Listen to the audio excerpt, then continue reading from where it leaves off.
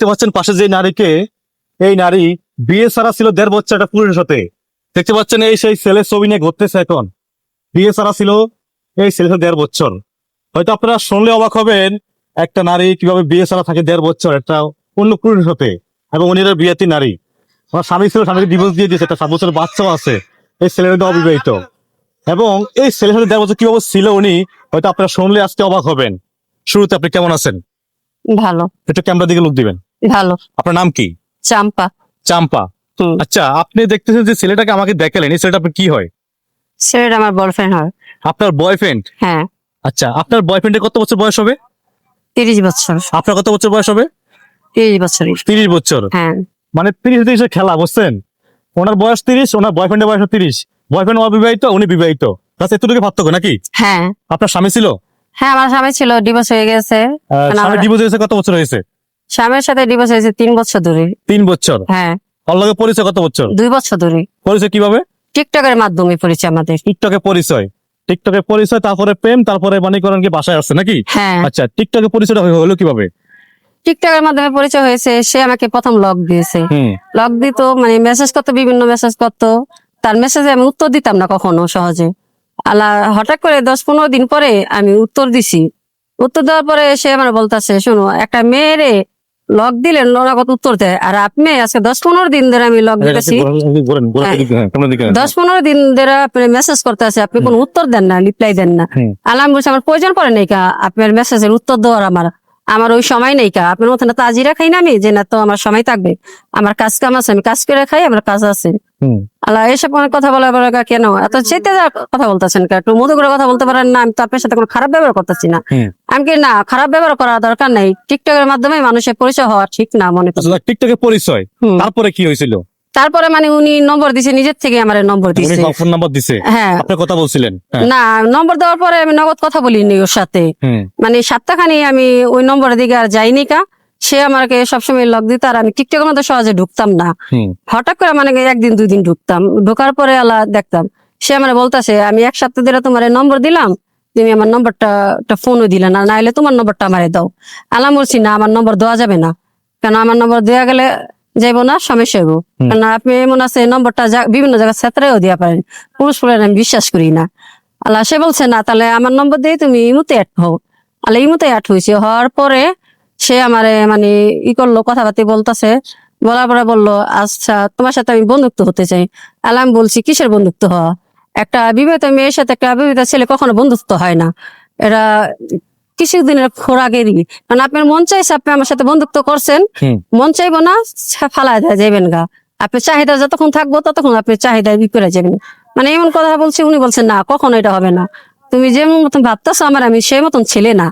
আমি বলছি, আমি ওই মতনই ভাবি, ছেলেদের কখনো বিশ্বাস করি না। মানে এইভাবে কথাবার্তা বলতে বলতে মানে উনি হঠাৎ করে বহুত রিকোয়েস্ট বলতেছে, তুমি যদি বন্ধুত্ব না হও তাহলে আমার নিজের জীবন দিয়ে দেবো, এন করুম তেন করুম। আমি বলছি, ঠিক আছে, শুধু বন্ধুত্ব হবেন, বন্ধুত্বের বেশি দিন বলবেন, কখনো অন্য ধরনের কোনো কথা বলবেন সেটা পারবেন না। উনি বলছে, ঠিক আছে। আচ্ছা, ঘটনা বললে সারাদিন শেষ হয়ে যাবে, আপনার এই ঘটনাটা অনেক বড়। তো আপনি বলছেন টিকটকে পরিচয়, তারপরে আপনি তার বাসায়, আপনার বাসায় সে আসছে নাকি? হ্যাঁ, আমার বাসায় সে আসছে। হ্যাঁ, আমার বাসায়। কিভাবে আসলো? উনি আমাকে মানে একদিন বলতেছে, তোমার সাথে আমি দেখা করবো। আমি বলছি, দেখা করবে কিসের কারণে? কয়, না, এতদিন ধরে আমাদের পরিচয়, কখনো তো আমরা দেখা করিনি কা, শুধু মোবাইলে কথা হচ্ছে আমাদের পরিচয় হয়েছে। আমি বলছি, ঠিক আছে, দেখা করে চলে যাবে। কয়, ঠিক আছে, দেখা করে চলে যাবো। পয়লা বৈশাখে, হ্যাঁ, পয়লা বৈশাখের দিনে আমরা দেখা করি, গত বছরের আগে বাসায়। হ্যাঁ, না, বাসা না, রাস্তা দেখা করি। দেখা করার পরে আমরা মাওয়া যায় ঘুরতে, মাওয়া থেকে ঘুরা মিরা আইসা পড়ি। আইসা যাওয়ার পরে সে চলে যায় তার বাসায়, আমিও চলে যাই বাসায়। হঠাৎ করে মানে সে আমারে বলতেছে একদিন, তুমি গুলিস্তান আসো। আমি কিসের কারণে গুলিস্তান আসবো? তুমি গুলিস্তান আসো, তোমার সাথে কিছু কথা আছে আমার। আমি কেন, ফোনে বলেন? না, ফোনে বলা যাবে না, ফোনে বলা যাবে না, তুমি সরাসরি আসো এখানে। আমি গেছি, আমার মেয়ের আমি গেছি এখানে। আমি বলছি, আমি তো অত কিছু চিনি না, আমি কিভাবে আসতে হবে, আমার বইলা দিতে হইব, বইলা দিতে হবে। গুলিস্তানে আমি আসছি। আসার পরে মানে রিক্সাতে নামার পরে উনি আমার হাত ধরে মানে মাজারের দিকে লিয়ে গেছে। আমি কি, আপনি মাজারের দিকে লিয়ে যান কিসের কারণে? আমি গোসল করছি কি না করছি এটা দেখবেন না আপনি? কয়, না, তুমি চলো, কিছু হইব না। এই মাজারে গেছি, মাজার ছোয়া হাত দিছে মাজারে, ছোয়া বলতেছে আমি এখন যেটা বলবো তোমার মানতে হবে, তুমি মাজার ছোয়া কোনটা না বলবা না। আমি কেমন কি কথা যে না, আমার মানতে হবে, আমি যেটা বলবো সেটাই তোমার মানতে হবে, যদি না মানো তাহলে আমি এই মুহূর্তে রাস্তায় আমি আত্মহত্যা করবো, আর তোমার মেয়ের কসম লাগে। মানে এইভাবে কথা বলার পর আমি কি ঠিক আছে তাহলে যান, আপনি আমার মেয়ের কসম দিয়েছেন যে জায়গা, আমার মেয়ের কসম জানেন, আপনি আমার মেয়ের কসম দিলে আমি দুর্বল হয়ে যাই, আর আমার মেয়ে হইলো আমার সব, আমি সবকিছু ছাড়তে পারি আমার মেয়ের জন্য। আচ্ছা, মাজারে এসে কি বলছে তাই সেটা বলেন। মাঝে ছুঁয়ে আসে আমার বলে আজকে থেকে তুমি আমার ঘরের বউ। হ্যাঁ, মাজারে এসে বলছে। হ্যাঁ, আর আমি বলছি না, এটা অসম্ভব, মাঝে ছুঁয়ে কখনো বিয়ে হয় না। কয়, কে বলছে মাঝে ছুঁয়ে বিয়ে হয় না? এটা একটা ইয়ের ঘর, এটা ছুঁয়ে কি বিয়ে হয় না? কে বলছে? আমি কই, কে বলছে না, এটা সমাজে কখনো মানবে না। কয় না, সমাজে মানবে না কেন, আমরা তো এখন প্রকাশ করুম না, হুম। আমরা এখন কিছুদিন গোপন থাকুক, আমরা পরে কাজে কলমে বিয়ে করবো। আল্লাহ কিছু ঠিক আছে, আপনি আমার মেয়ের কসম দিচ্ছেন, যান, আপনার কথা আমি মানলাম। ওখান থেকে আমি আবার চলে আসছি আমার বাসা, আসার পরে মানে ওরা না বললেন ধাক্কা দিয়ে বাসায় এসে পড়ছি জিত থেকে। আসার পর উনি আবার বলতেছে তুমি যদি আজকের পরে থেকে না মানো তাহলে মনে করো আমার লাশ দেখবা তুমি, মানে বিভিন্ন কথা উনি আমার ভয় দেখাইতেছে।